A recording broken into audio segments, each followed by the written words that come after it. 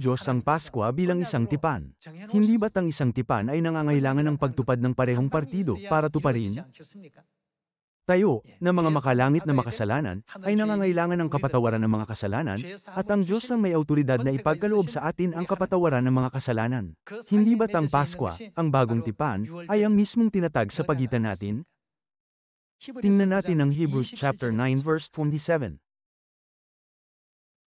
Tingnan natin ang salita ng Diyos na nasusulat sa Hebrews chapter 9 verse 27.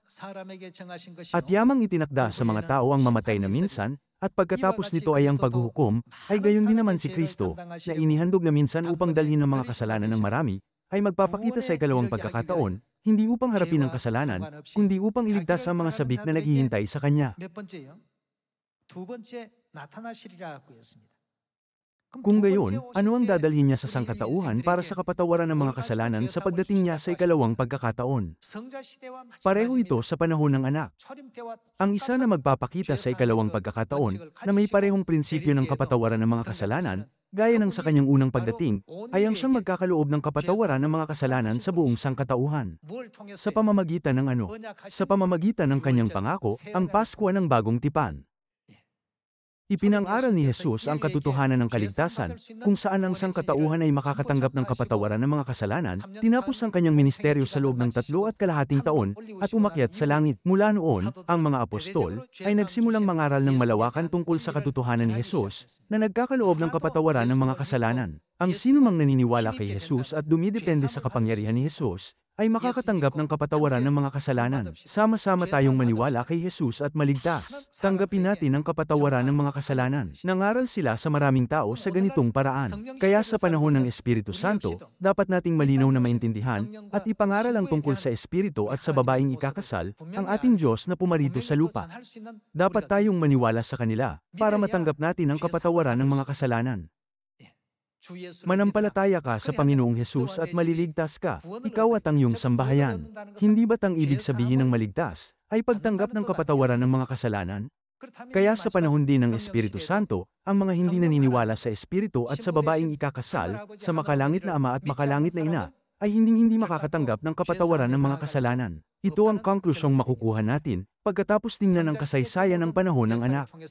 Hindi ba't sinasabi ng Biblia na siya ay darating sa ikalawang pagkakataon upang ipagkaloob ang kapatawaran ng mga kasalanan sa sangkatauhan sa pamamagitan ng katotohanan ng bagong tipan? Kaya sa kanyang ikalawang pagdating, hindi tayo makakatanggap ng kapatawaran ng mga kasalanan maliban kung dumidepende tayo sa kanyang pangalan. Kaya ayon kay Propetang Isayas, kaninong pangalan ang makikilala ng bayan ng Diyos? Nasusulat na makikilala ng bayan ng Diyos ang pangalan ng Diyos. Sila ang mga karapat-dapat na patawarin sa kanilang mga kasalanan. Ang pagsasabi lang ng Panginoon, Panginoon, ay hindi nangangahulugan na automatiko tayong mapapatawad sa mga kasalanan natin. Kaya paulit-ulit itong binigyang diin ni Jesus sa Matthew chapter 7. Sinabi niyang, hindi lahat ng nagsasabi sa akin, Panginoon, Panginoon, ay papasok sa kaharian ng langit, kundi ang gumaganap ng kalooban ng aking Ama na nasa langit. Sa ibang salita, hindi tayo makakapasok sa kaharian ng langit ng may kasalanan. Dapat nating matanggap ang kapatawaran ng mga kasalanan. Gayunman, maaari bang tayong mga makasalanang tao ay malilinis sa pamamagitan ng sarili nating pagsisikap at kabutihan? Dahil hindi natin ito magagawa, ano ang kinakailangan? Kailangan natin ng pangako ng Diyos na nagpapatawad sa ating mga kasalanan. Ano ang ginamit ng Diyos para patawarin tayo? Ginawa niya ito sa pamamagitan ng isang tipan. Ang tipang yun ay ang bagong tipan na binanggit sa Luke chapter 22. Upang matupad ang tipan, sinabi ng Diyos, ang kupang ito ay ang aking dugo ng tipan, na nabubuhos dahil sa marami, sa ikapagpapatawad ng mga kasalanan, na nagpapahiwatig na nakapaloob ang katotohanan ng Paskwa sa bagong tipan. Ngayon, kumpirmahin natin sa Jeremiah chapter 31, na ginamit ito ng Diyos para patunayan ang kanyang pagkakakilanlan. Tingnan natin ang Jeremiah chapter 31 verse 31. Narito, ang mga araw ay dumarating, sabi ng Panginoon, na ako'y gagawa ng panibagong tipan sa sambahayan ng Israel at sa sambahayan ng Juda.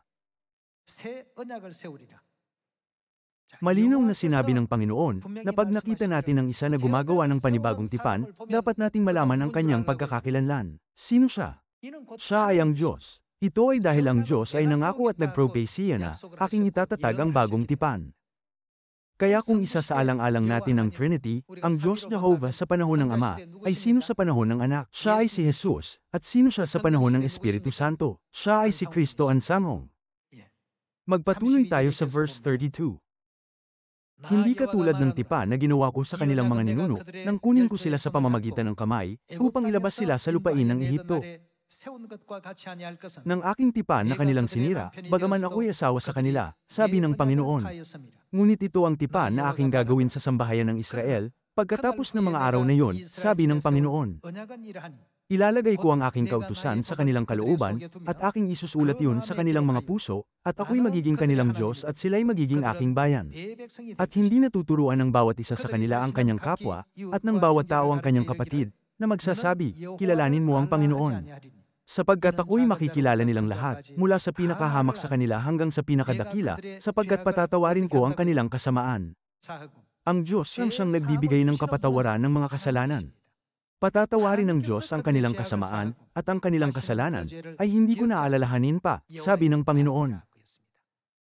Sa panahon ng Ama, ang kapatawaran ng mga kasalanan, ay ibinibigay sa pangalan ni Jehovah, pero sa panahon ng Anak, ibinibigay ito sa pangalan ni Hesus Kristo. Kahit na pumarito siya sa laman, ipinag-utos ng Diyos, sa pamamagitan ng kanyang pangalan na ang lahat ng kasalanan ay mapapatawad, at ang sinumang naniniwala sa kanya ay tatanggap ng kapatawaran ng kasalanan. Kung gayon, paano naman sa panahong ito ng Espiritu Santo? Sino ang magbibigay sa atin ng kapatawaran ng mga kasalanan? Mga kapatid, sa pamamagitan nino natin natanggap ang kapatawaran ng mga kasalanan. Ang Diyos, na nakipagtipan sa atin, ang siyang nagbigay sa atin ng kapatawaran ng mga kasalanan. Gayunman, hindi ba't ipinagkaloob ng Diyos ang lahat ng kapatawaran ng mga kasalanan, sa pamamagitan ng katotohanan ng Pasko ng bagong tipan na kanyang ipinangako? Sino ang nagpaunawa at nagturo sa atin ng katotohanan ng bagong tipan Paskwa? Ito ay ang makalangit na Amang Kristo Ansanghong. At sino ang sinasabing magpapakitang kasama niya? Ang ating makalangit na ina, ang bagong Jerusalem, na siyang babaeng ikakasal sa Espiritu. Ano ang sinabi ng Espiritu at ng babaeng ikakasal na ibibigay nila sa buong sangkatauhan? Nangako sila na magbibigay ng buhay, iyon ay, ang buhay na walang hanggan.